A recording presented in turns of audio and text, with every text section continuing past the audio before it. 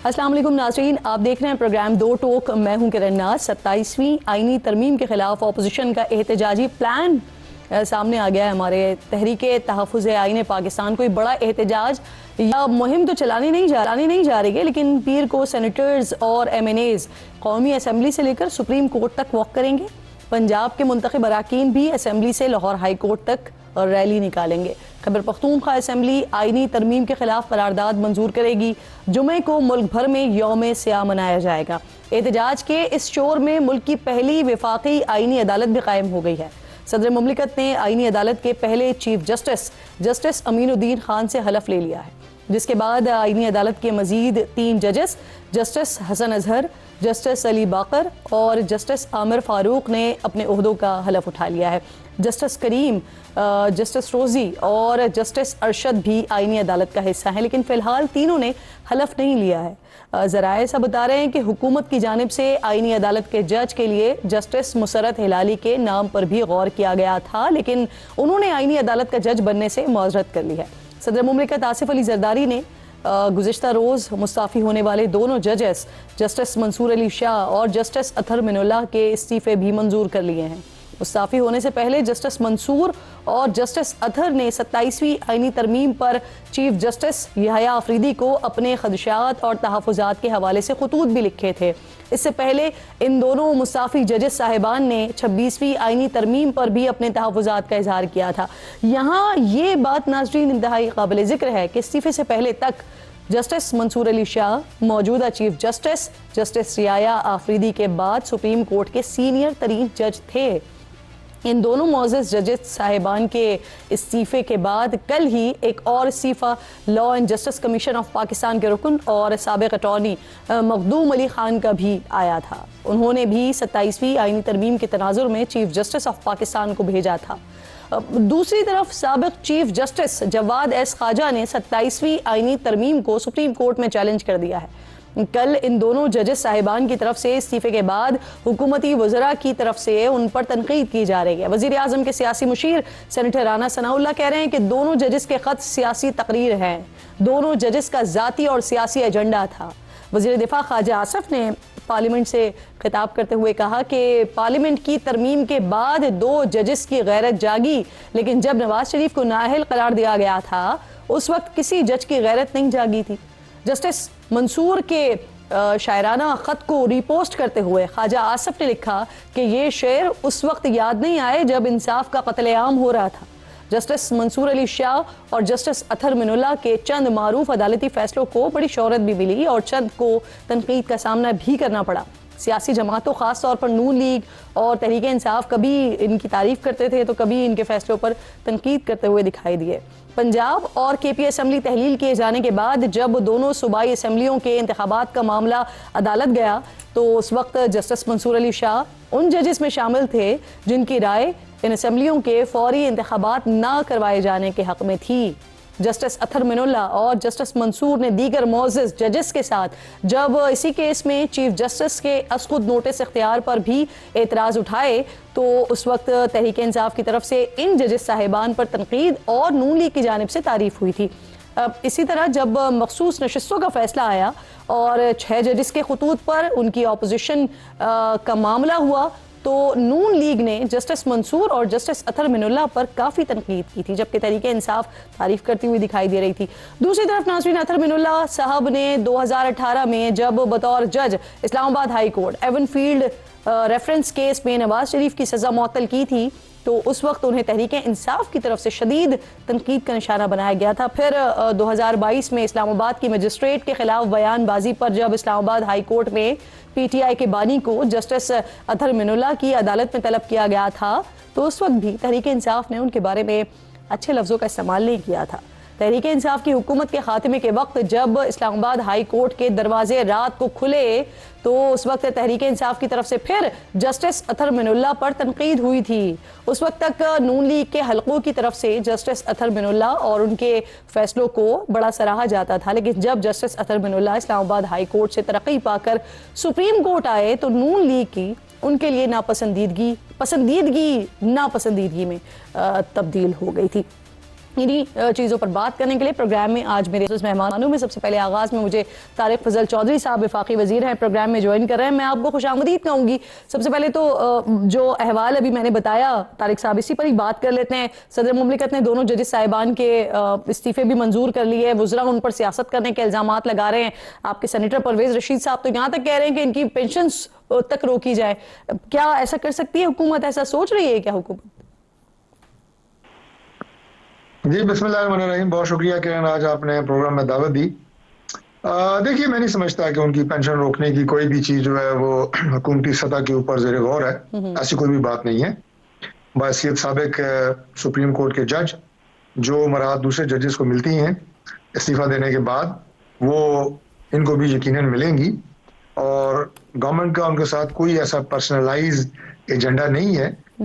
लेकिन जो इल्जामात उन्होंने लगा के इस्तीफे दिए हैं और जो रीजन उन्होंने अपने इस्तीफों में लिखी है जो मीडिया पे मैंने देखी है, वो हकायक के मुनाफी है माजरत से।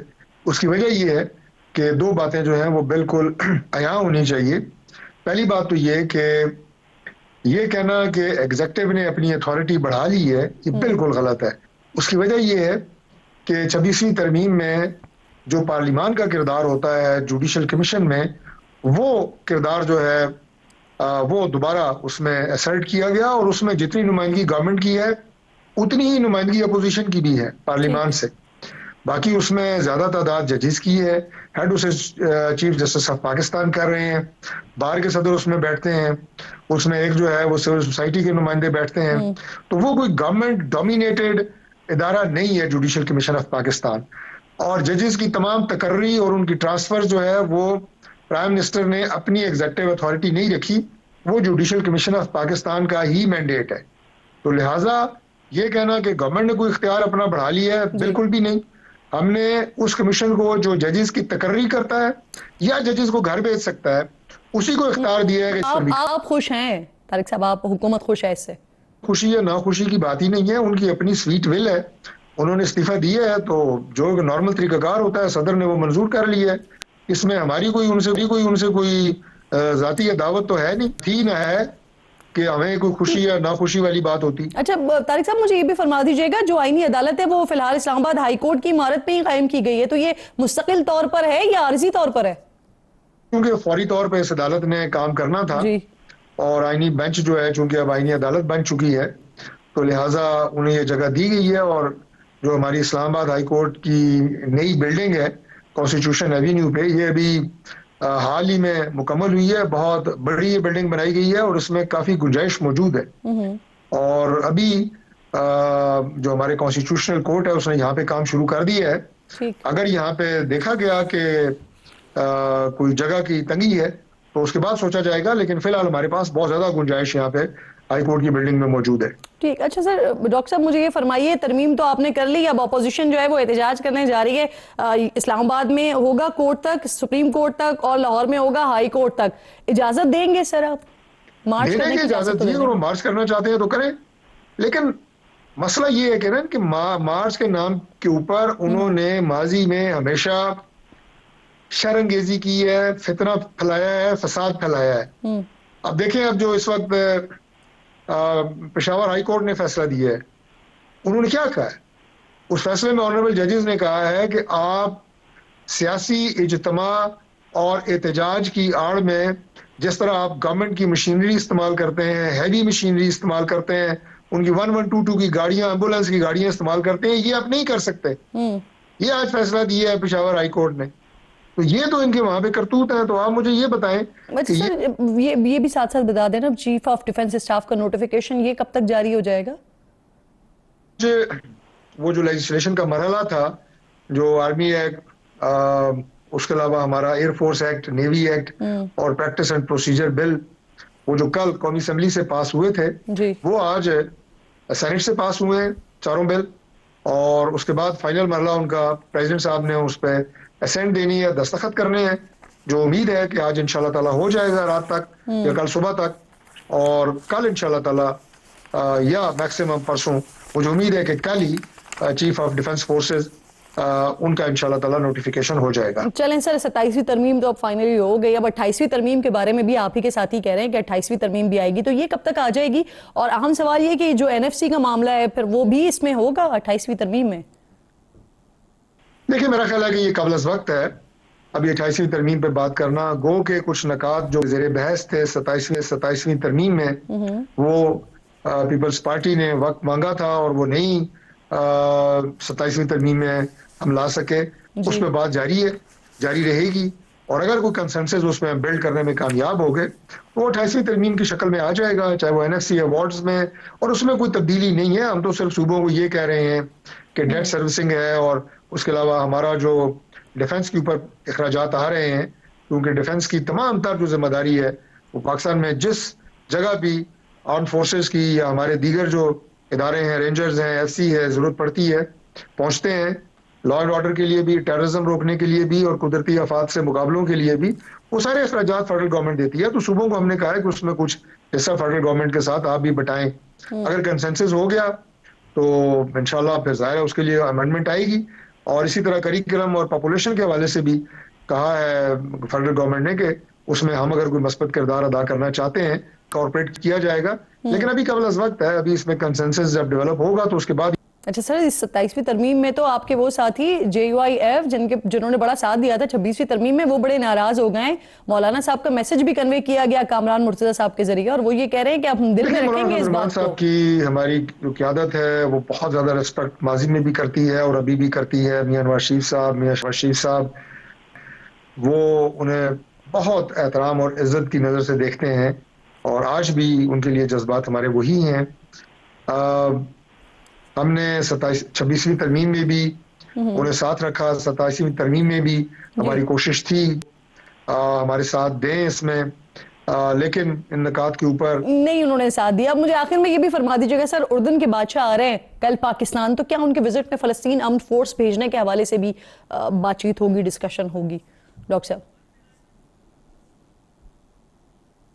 जी यकीनन, जो भी हमारे इस वक्त करंट सिचुएशन में मुस्लिम उम्मा चल रही है, पाकिस्तान के साथ जो हमारे मुस्लिम वर्ल्ड के रवाबित, अल्लाह का शुक्र है मुस्लिम ममालिक के साथ बेहतर हो रहे हैं। पाकिस्तान का नाम बढ़ा है, अल्लाह ने बढ़ाया है, पाकिस्तान की इज्जत बढ़ी है। हमारे उनके साथ जो डिफेंस पैक्ट हुआ है सऊदीया के साथ, वो आपने देखा है।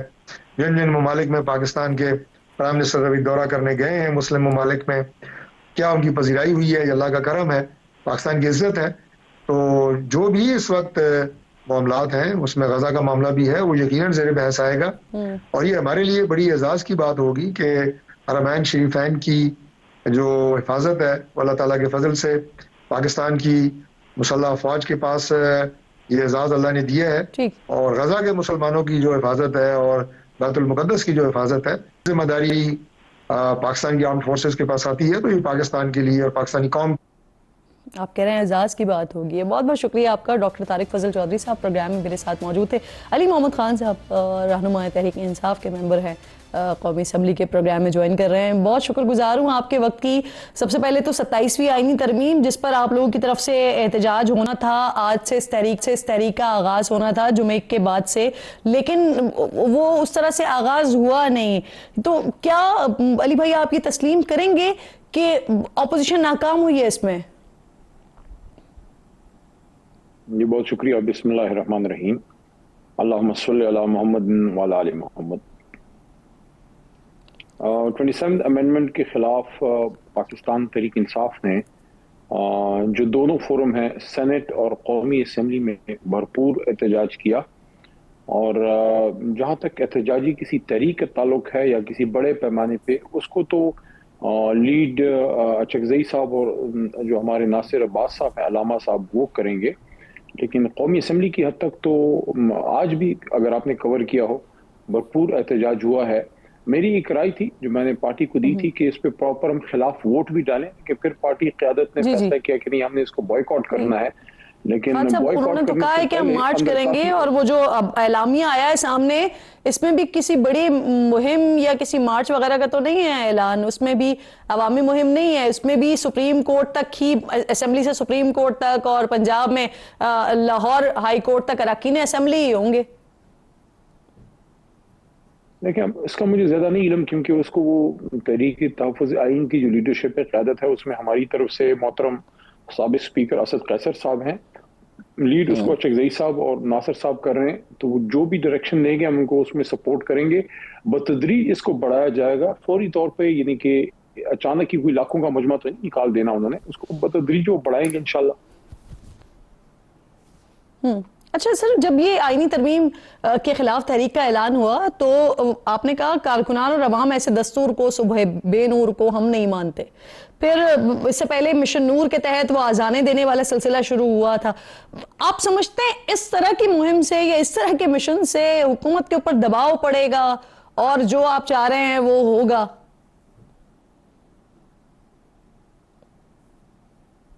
देखिए, असल में तो जो प्रेशर पड़ता है वो तो जब मैन ऑन ग्राउंड होते हैं, जब पॉलिटिकल वर्कर ग्राउंड पे होता है, तो जिस तरफ आपका इशारा है मैं उससे इनकार नहीं करता। लेकिन देखिए, खैबर पख्तूनख्वा साइड उसको एक तरफ रख के बाकी बलूचिस्तान में, बिलखुसूस पंजाब में और सिंध में, आप ही बताइए, आप भी तो इन चीजों को देख रही हैं, क्या माहौल ऐसा है कि वहां एक एहतजाज के लिए जब चलते हैं, पॉलिटिकल वर्कर के जहन में ये होता है कि ज्यादा से ज्यादा गिरफ्तारी होगी, आंसू गैस होगी, निकल आएंगे 1-2-3 दिन में, हफ्ता एक में, जो पॉसिबल है वो किया जा रहा है। मैं सर जी, आपके पुराने साथी मौजूदा सेनेटर्स वो तो ये तक कह रहे हैं कि आप लोगों ने मुखालिफत में वोट ना देकर दिल से तस्लीम किया है, आप लोग वॉकआउट करके निकल गए।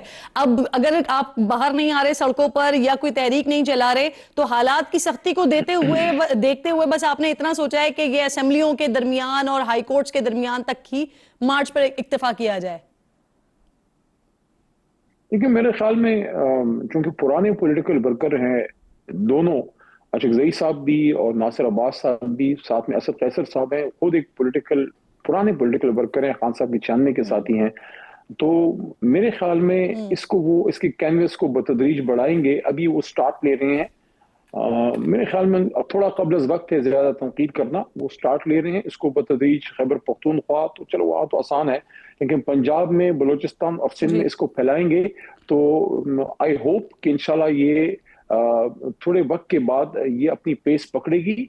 फिलहाल वो स्टार्ट ले रहे हैं। मैं दोबारा इस प्रोग्राम में at the cost of repeating ये कहूंगा कि ऐसा मुमकिन नहीं होता कि फौरी तौर पे 10 लाख बंदा रोड पे खड़ा कर दें, आपको थोड़ा टेम्पो बिल्ड करना पड़ता है। तो इसलिए मैं समझता हूँ कि चकजई साहब को और नासिर अब्बास साहब को, इनको थोड़ा सा हमें स्पेस देना चाहिए जी। और वो टेम्पो सर काफी टाइम हो गया, अब पीटीआई जो है वो बिल्ड नहीं कर पा रही जिस टेम्पो में आप लोग माहिर समझे जाते थे। मुझे बताइए, जस्टिस मंसूर और जस्टिस अतर मिनुल्लाह, इनके इस्तीफे भी हो गए, मंजूर भी हो गए, तो क्या आप लोगों का इरादा है कोई इनसे राब्ता वगैरह करने का, कोई मुश्तरका हिकमत अमली बनाने का? दोनों काबिल कदर शख्सियात हैं और मैं नहीं समझता कि वो किसी जमात से अलाइन हैं। उन्होंने, जैसे अत्थर साहब की अगर आप जजमेंट्स देख लें तो वो सभी जमातों के खिलाफ उनके फैसले आए हैं। लॉ अबाइडिंग एक जज हैं, कॉन्स्टिट्यूशनलिस्ट हैं, और दूसरे जो हमारे मंसूर साहब हैं वो तो एक सेलिब्रेटेड जूरिस्ट हैं हमारे। बदकिस्मती से हमारा मुल्क, हमारी रियासत उनसे वो फायदा नहीं ले सका जो लेना चाहिए था। मैं नहीं समझता उनको पॉलिटिसाइज किया जाना चाहिए। आप किसी किस्म का कोई फायदा लेने का इरादा रखते हैं?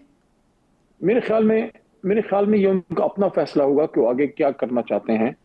मैंने अलबत्ता कल एक बात की थी, और मैं किसी शख्सियत के खिलाफ तो बात नहीं करता, लेकिन मैंने ये बात की थी कल कि जब 9 अप्रैल की रात ये आपका भाई, ये एक इमरान खान का सिपाही खड़ा था वहां पार्लियामान में, काश उस रात हाई कोर्ट ना खुलती तो ये दिन हमें ना देखना पड़ता। वो रात थी स्टैंड लेने की।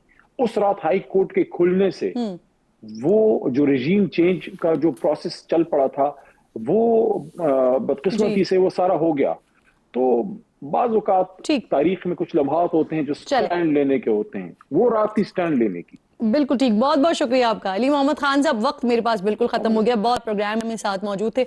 नाज़रीन, एक छोटा सा ब्रेक लीजिए और ब्रेक के बाद जब वापस आएंगे तो आपको लेकर जाएंगे वाना, जहां 10 तारीख को दहशतगर्दों की तरफ से हमला हुआ और उसके बाद वहां क्या सिचुएशन बनी, कंप्लीटली दिखाएंगे आपको ब्रेक के बाद।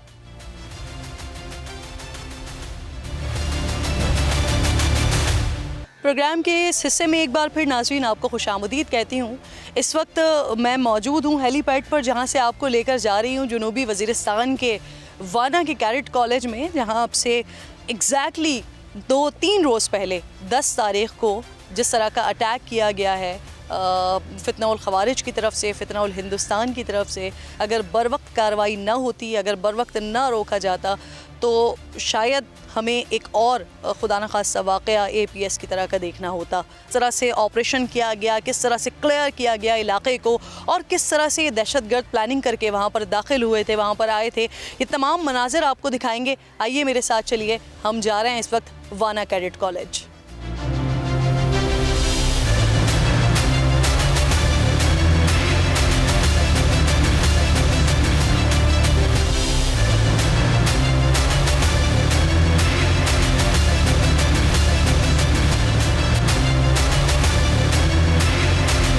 शाम का वो वक्त कि जिस वक्त मगरिब के बाद हल्का हल्का उजाला होता है, हल्की हल्की स्याही छाना शुरू हो जाती है, उस वक्त एक गाड़ी आती है उस तरफ से और यहाँ पर आकर इस गेट पर टकराती है, जो आपको इस वक्त कुछ जो तबाही मचाने की और फैलाने की कोशिश की, उसके ये मनाजिर आपको नज़र आ रहे हैं। ये रिक्शा उस वक्त भी यहाँ पर खड़ा हुआ था। मैं रॉबिन भाई से गुजारिश करूँगी कि दिखाइए, ये रिक्शा उस वक्त भी यहाँ पर खड़ा हुआ था कि जब बारूद से भरी हुई वो गाड़ी लेकर यहाँ पर आए हैं और उन्होंने गाड़ी को टकराया है। तो उसके साथ साथ यहाँ पर भी ये डैमेज हुआ है कि यहाँ पर जब गाड़ी आकर टकराई है तो उसके बाद यहाँ पर एक बहुत बड़ा गड्ढा पड़ गया था, जिसे अब मिट्टी डालकर फ़िलहाल फिल कर दिया गया है। और ये जो तबाही के मनाजिर आपको साथ साथ दिखाई देंगे, ये तबाही है और ये अभी भी इसी तरह से ये सारी चीज़ें आपको दिखाई देंगी।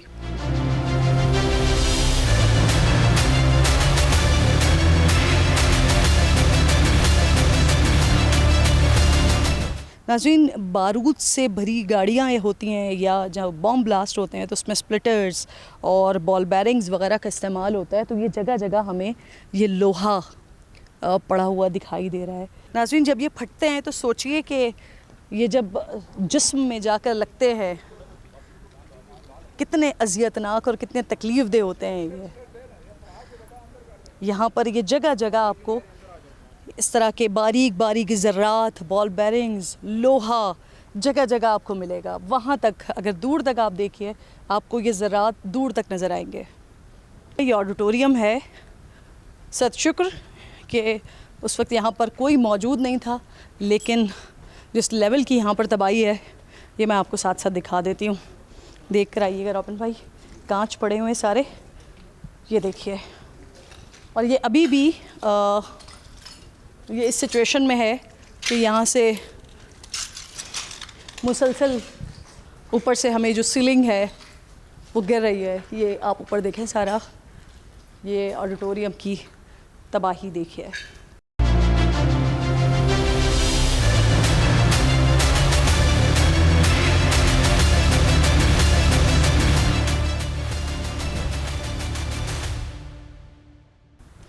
मैं जब ये मंज़र देख रही हूँ तो मुझे APS याद आ रहा है, और APS के वो मासूम बच्चे, और इसी तरह से ऑडिटोरियम था और हर ऐसे जहाँ चेयर्स थी, हर रो में मासूम बच्चों का खून नज़र आ रहा था। मैं आज इस ऑडिटोरियम में खड़ी हुई हूँ, मुझे APS का वो मंज़र याद आ रहा है, और ये बदबख्त वही मंज़र रिक्रिएट करना चाहते थे, इसीलिए उन्होंने सॉफ्ट टारगेट चूज़ किया, इसीलिए उन्होंने हमारे बच्चों को चूज़ किया, इसीलिए उन्होंने हमारे इंस्टीट्यूट को, हमारे तालीमी इदारे को चूज़ किया। लेकिन फिर उसके बाद हमने उनके लिए क्या चूज़ किया ये हमने बता दिया।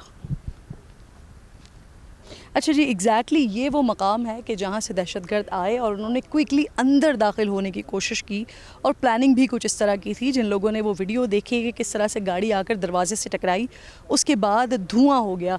वहाँ पर देखिए, एक चौकी वो रही, एक चौकी वो रही। वहाँ पर जो स्नाइपर्स बैठे हुए थे उन्होंने क्विकली इंगेज करने की कोशिश की, लेकिन क्योंकि धुआं इतना ज़्यादा हो चुका था ब्लास्ट होने के बाद कि उनको ये मौका मिल गया कि वो वहाँ से निकल के फ़ौरी तौर पर एडमिन ब्लॉक के अंदर पहुँचें।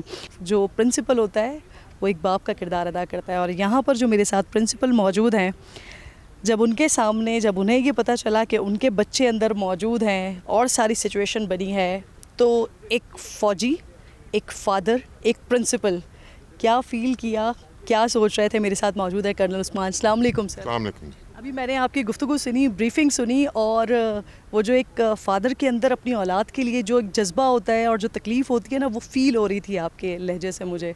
तो मैं आपको एक प्रिंसिपल के तौर पर नहीं सुन रही थी, मैं किसी और जोन में चली गई थी सर। प्लीज़ मेरे नाजरीन को बताइए। मुश्किल होता है, मैं ये कहूँगा कि किसी के लिए भी मुश्किल होता है, और ये कैडेट कॉलेजेस में हमारे हवाले पेरेंट्स अपने बच्चे करते हैं। हमारी जिम्मेदारी है। मुझे अफसोस है इस बात का कि अगर ख्वारजियों ने हम पे हमला करना है तो हम पे करें। बच्चों से लड़ना बुज़दिली है, बच्चों से कोई नहीं लड़ता। हम पे हमला करे, हमारे साथ लड़े, हम जवाब देंगे। हिम्मत है तो आके लड़े। थोड़ा सा इसके बारे में भी बताइए सर। ये जो हम बिल्डिंग देख रहे हैं, ये एडमिन ब्लॉक यहाँ पर हमें सामने नज़र आ रहा है, ये उस वक्त का है कि जब दहशतगर्द अंदर घुस गए थे, और फिर उसके बाद जब हमने उनको निकालने की कोशिश कर रहे थे, ये उस वक्त का है या ये दहशतगर्दों की तरफ से किया गया है सर? ये जो आपने गेट के ऊपर एक ब्लास्ट देखा था, ये एक ब्लास्ट इफेक्ट भी आपको नज़र आ रहा है। ना सिर्फ इधर नज़र आ रहा है, ये कैप्टन वली शहीद के नाम पे ऑडिटोरियम है। ये भी हमारा कैडेट है और ये भी आर्मी में ऑफिसर था और शहीद हुआ, उसके नाम पे ऑडिटोरियम है। वो ऑडिटोरियम भी पूरा डैमेज हो गया उस ब्लास्ट इफेक्ट से। ये बिल्डिंग भी पूरी डैमेज होगी उस ब्लास्ट इफेक्ट से, और इसके पीछे वाली बिल्डिंग्स भी। ये ब्लास्ट इतना बड़ा था कि इवन हाउसेस की जो छतें हैं वो भी गिरी उसके इफेक्ट से। हालांकि उधर तक फायर नहीं कोई कर सका था, लेकिन वो उस ब्लास्ट इफेक्ट से गिरी। तो रोज़ाना की बुनियाद पर इन खारिजियों से लड़ते हुए हमारे जवान, हमारे ऑफिसर्स शहीद हो रहे हैं, लेकिन हमारे मुल्क की सरहदों की हिफाजत को यकीनी बना रहे हैं। ये अब मैं आपको वो एडमिन ब्लॉक दिखा रही हूँ कि जिसके अभी प्रिंसिपल साहब बता रहे थे कि उसका इफ़ेक्ट इस बिल्डिंग तक भी आया है। ये आपको नज़र आ रहा होगा कि जब वो गाड़ी वहाँ पर टकराई गई है, उसका जिस तरह का इफ़ेक्ट है। ये एक खूबसूरत सी बिल्डिंग जिसके बारे में बताया गया अभी कि 2011 में ये बिल्डिंग बनी थी, अभी 15 साल इस बिल्डिंग को हुए हैं। इस वक्त मैं आपको एडमिन ब्लॉक के अंदर लेकर आ रही हूँ। ये देखिए, यहाँ पर आपको प्रिंसिपल के ऑफ़िस लेकर जा रही हूँ। ये प्रिंसिपल का ऑफ़िस देखिए, ये मुकम्मल तौर पर डैमेज हो चुका है। ये ऑफ़िस, ये आपको नज़र आएगा। इसकी हालत बता रही है कि कितना खूबसूरत होगा, लेकिन अब इसकी क्या हालत हो चुकी है, ये मंज़र आपको सामने नज़र आ जाएंगे। इल्म की दौलत यानी किताबें वो ज़मीन पे पड़ी हुई हैं, और इनको ज़मीन पर पटकने वाले वही जाहिल, वही ख्वारिजी, वही दहशतगर्द, वही फितनाउल हिंदुस्तान हैं कि जो अमन देखना नहीं चाहते। सिर्फ़ एक खूबसूरत सा शैंडलियर वहाँ पर बचा है, बाकी ऊपर की सारी सीलिंग ज़मीन पर आ चुकी है। यानी कितना ये पावरफुल ब्लास्ट था उस गाड़ी में कि जो काफ़ी दूर यानी मेन गेट पर हुआ, और उसने यहाँ तक इस एडमिन ब्लॉक को डैमेज किया है।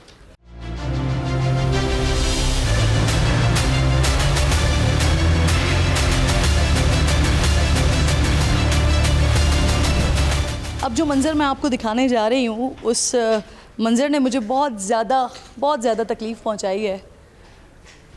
यहाँ पर आपको जगह जगह खून नज़र आएगा, और ये जो खून के छींटे और खून के धब्बे आपको नज़र आ रहे हैं, ये जो खून आपको नज़र आ रहा है, ये वतन पे जान कुर्बान करने वाले, चाहे फ़ौजी जवान हों, चाहे सिविलियंस में से हों, जो इस वतन पर, जो इस मिट्टी पर अपनी जान कुर्बान करते हैं। ये खून इनका यहाँ पर मौजूद है, लेकिन ये रायगा नहीं जाएगा। ये मिसबाह जो कि क्लर्क थे, एम्प्लॉय थे कॉलेज के, उनकी शहादत हुई है।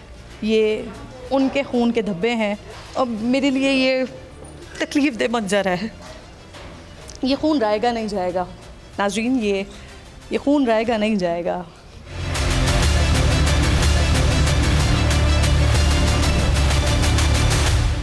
सिनेरियो बता देती हूँ आपको। ये आपको जो गली नज़र आ रही है, यहाँ पर कंट्रोल रूम है, यहाँ पर मेस है, यहाँ पर एक बेडरूम है जहाँ पर कई सारे बेड्स हैं, वो मैं अभी आपको आकर दिखाती हूँ। वो कॉर्नर पे अगर आपको नज़र आए, वहाँ पर एक ऑफिसर होते हैं मौजूद, वो सामने। दहशतगर्द जब यहाँ से आया और यहाँ से आकर उसने इधर जाने की कोशिश की, तो वहाँ पर जो ऑफिसर मौजूद थे उनके साथ इंगेजमेंट हुई और उसने फायर किया। उसको लगा कि वहाँ पर शायद ज़्यादा लोग मौजूद होंगे, वापस भागा और वापस भागने के बाद जब इधर आया तो यहाँ पर दो जो एम्प्लॉय थे कॉलेज के, जो स्टाफ था, उन दो की शहादत यहाँ पर हुई। ये आपको जो मैंने मंज़र अभी दिखाया, आइए मैं आपको क्विकली अंदर का मंज़र दिखाऊं। ये देखिए, ये कंट्रोल रूम भी किस तरह से तबाह हुआ है। फिर ये वो रूम जहाँ पर वो बदबख्त जहन्नुमी ख्वारिजी यकीनन जो 18, 19, 20 घंटे उन्होंने गुजारे, तो यहाँ पर उनको एक बिस्तर भी मिल गए। ये देखिए, इस कमरे को भी इस्तेमाल किया गया। और फिर आगे आपको दिखाती हूँ, क्योंकि एडमिन ब्लॉक है और मेस भी यहाँ पर मौजूद है, तो 18-19 घंटे जो यहाँ पर उन्होंने गुजारे। कुछ फूड आइटम भी मैसर आ गया, पानी भी मैसर आ गया, बैठने की जगह भी उनको मिल गई। लेकिन वो मासूम बच्चे, वो स्टूडेंट्स, वो कैडेट्स उस तरफ 18-19-20 घंटे बग़ैर खाए पिए उन्होंने गुजारे।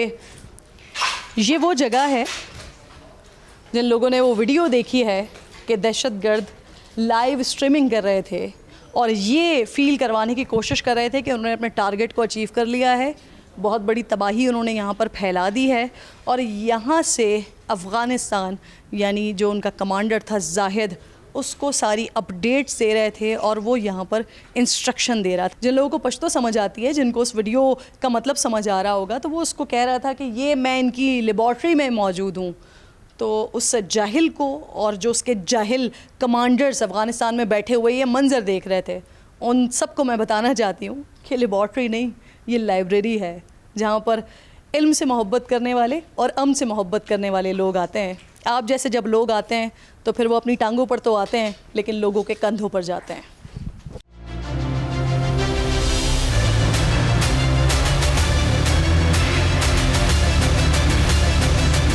बुलेट के हॉल यहाँ पर पड़े हुए हैं अभी भी। जैसे मैंने आपको बताया कि ये वो बुलेट्स हैं कि रेंडमली यहाँ पर डराने के लिए या ये दिखाने के लिए कि हमने हिसार में ले लिया है या हमने महसूर कर लिया है, इन बच्चों को, इन स्टूडेंट्स को एक खौफ पैदा करने के लिए ये रेंडमली फायर कर रहे थे। ये बुलेट्स यहाँ पर पड़े हुए हैं, ये मौजूद है। और मैंने आपको आगाज़ में कहा था कि कुछ ऐसी चीज़ें भी मैं यहाँ पर आप लोगों को दिखाऊंगी कि जिससे वाज़े तौर पर ये बड़ा वाज़े सबूत होगा कि ये जो है फितना हिंदुस्तान, फितना ख़वारिज हैं, ये वो लोग हैं जो अफ़गानिस्तान से पाकिस्तान आकर हमले कर रहे हैं। क्योंकि इस पूरी कार्रवाई में या जो कुछ ये करना चाहते थे, जो असलहा यूज़ किया गया है, ये वो जदीद असलहा है जो अफ़गानिस्तान के पास वैसे तो मौजूद नहीं है, लेकिन जब अमेरिका का विथड्रॉ हुआ, वहाँ से विथड्रॉल हो गया और उसके बाद जो असलहा वो वहाँ छोड़ के चले गए, वो जदीद असलहा भी यहाँ पर लाए हुए थे। कुछ खौल, कुछ बुलेट्स जो हमें यहाँ पर दिखाए जा रहे हैं, वो वही हैं जिससे ये पता चलता है कि ये फितना ख़वारिज, फितना हिंदुस्तान हैं। अभी जो मंज़र मैं आपको दिखाने जा रही हूँ, मेरे लिए तो वो कराहियत वाला मंज़र भी है, वो खौफनाक मंज़र भी है। जिस वक्त हम यहाँ पर आए हैं और सब कुछ यहाँ पर दिखा रहे हैं नाज़रीन को, तो इसी दौरान में ये जो ख़ुदकुश बमबार था उसका पाँव यहाँ पर मिला है। ये आपको नज़र आ रहा होगा, ये इंसानी पाँव। ये मंज़र आप देखिए, और वो नापाक अज़ाइम वाले दहशतगर्द जो बदअमनी फैलाना चाहते हैं कहीं पर भी, दुनिया के किसी भी कोने में, वो देखें उनका हाल ये होता है, ये होता है उनका हाल।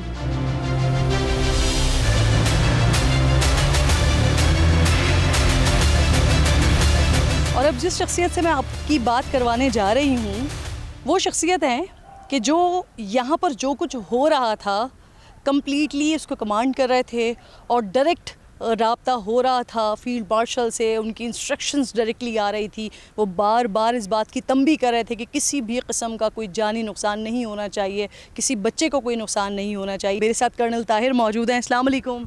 वालेकुम सलाम। कर्नल ताहिर, पूरे पाकिस्तान की तरफ से मैं आपको थैंक यू कहना चाहती हूँ और मैं चाहती हूँ कि मैं इस वक्त आपके लिए तालियाँ बजाऊँ और मेरे हाथ में माइक है, लेकिन आप समझिए कि ये मैं बड़ी दिल से बात कर रही हूँ और ये मैं हर उस पाकिस्तानी की तरफ से आपका शुक्रिया अदा कर रही हूँ कि जो समझते हैं कि सरहदों की हिफाजत मजबूत हाथों में है। बिस्मिल्लाहिर्रहमानिर्रहीम। आपने बड़ा अच्छा एक इसका प्रियम्बल दिया। इनफैक्ट इस तरह के ऑपरेशन वाकई बड़े डेलिकेट होते हैं। वजह उसकी ये है कि आप यूज़ ऑफ फोर्स उस तरह नहीं कर सकते। फिर उस चीज़ को देखते हुए हमने नेक्स्ट दिन को हमने इनकी यहाँ से भी एवैक्यूएशन स्टार्ट की। We wanted them to go to a place जहाँ से इनको इवन आवाज़ भी ना आए कोई ऑपरेशन किया फायर की, बिकॉज स्टूडेंट्स थे, इनोसेंट स्टूडेंट्स। सो उसमें टाइम लगा।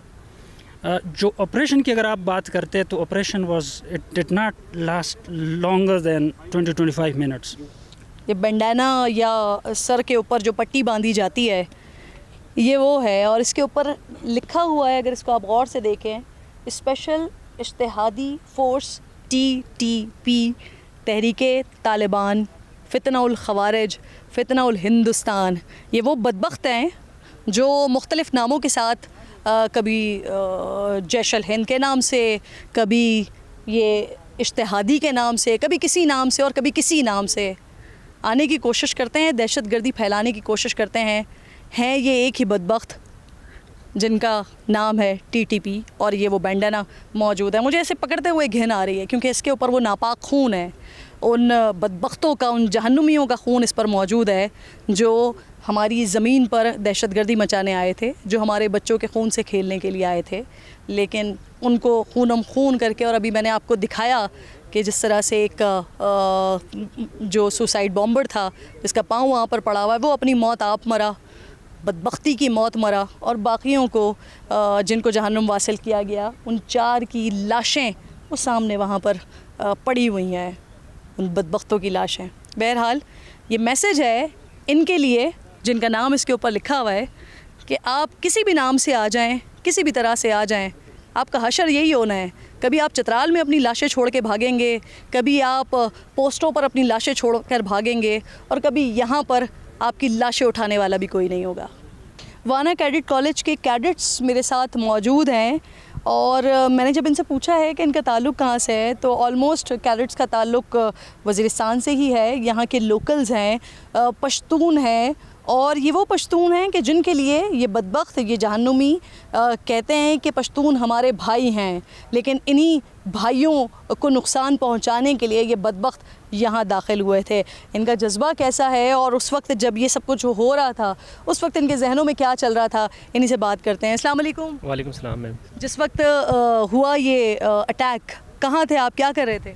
मैम उस वक्त हम ड्रिल स्क्वायर में थे, जो एडमिन ब्लॉक है उसके बिल्कुल पीछे ड्रिल स्क्वायर है। चूँकि आगे हमारा कंपटीशन आ रहा था तो स्पोर्ट्स टाइम पे हमारा प्रिपरेशन हो रही थी तो उसी वक्त असर टाइम पे अचानक ये ब्लास्ट हो गया तो हम हाउसेस की तरफ भागे सारे। छोटे छोटे बच्चे भी थे उधर, हम तो फर्स्ट ईयर में 8th क्लास वाले भी थे हमारे साथ। अगले दिन ज़ाहिर है टफ़ टाइम हमने गुजारा, पूरी रात टफ़, वो ना खाना ना वॉशरूम ना कोई चीज़ हमने हैंडल किया। बहुत ठंड भी थी, हम नीचे लेट रहे थे ज़मीन पे और शीशे भी गिरे थे नीचे, कुछ लड़कों को भी चोट भी लगी है उस वजह से। तो अगले दिन आर्मी वाले आ गए, उन्होंने हमें बैक साइड से जो है नीचे किया और SWS में लेके गए। उसके बाद इन लोगों को इधर से ख़त्म किया। नाज़रीन, जिस वक्त मैं यहाँ पहुँची थी तो मनाज़र मुझे वो आपको दिखाने थे कि यहाँ पर दहशतगर्द क्या तबाही फैला कर गए हैं, लेकिन यहाँ का जोश, यहाँ का जज्बा, यहाँ का वलवला देखने के बाद मैं मज़ीद इस सुकून के साथ वापस जा रही हूँ और इस प्रोग्राम को भी यहाँ पर क्लोज़ कर रही हूँ। जो मैं हमेशा कहती हूँ कि अपना ख्याल रखिए और इस बात का यकीन रखिए कि मुल्क की, वतन अज़ीज़ की सरहदों की हिफाजत के लिए पाक फ़ौज मौजूद है। फ़लस्तीन को और मकबूजा कश्मीर को अपनी दुआओं में याद रखिए। मेरी तरफ से अल्लाह निगहबान। नारे तकबीर, अल्लाहु अकबर, नारे तकबीर, अल्लाहु अकबर, पाकिस्तान जिंदाबाद, पाक फौज जिंदाबाद।